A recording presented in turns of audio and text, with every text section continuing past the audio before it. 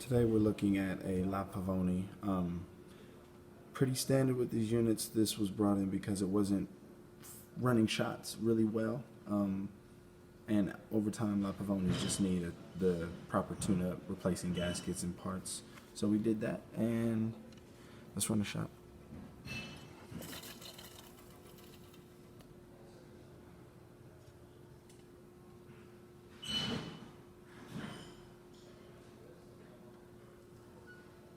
Built some pressure, and there you go.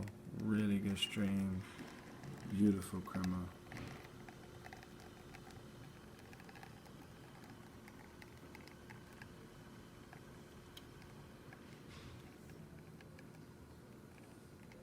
There's a lovely shot.